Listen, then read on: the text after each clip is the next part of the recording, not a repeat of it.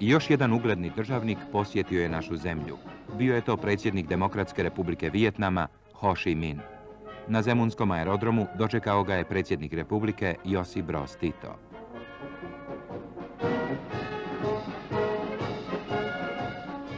U revolucionarnom pokretu Europe i Azije, Tito i Ho Chi Minh predstavljaju prave legende, jer su svoje narode izveli kroz teške borbe na put slobode.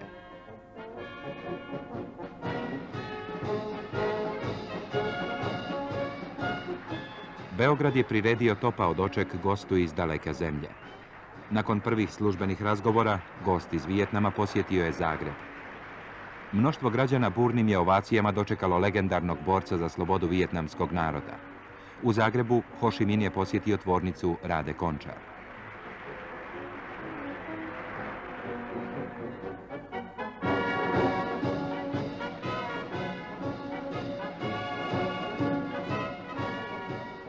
Jedan od glavnih zaključaka jugoslavensko-vijetnamskih razgovora sadrži uvjerenje da daljnje jačanje prijateljskih odnosa odgovara interesima obiju zemalja i predstavlja poticaj međunarodnoj suradnji.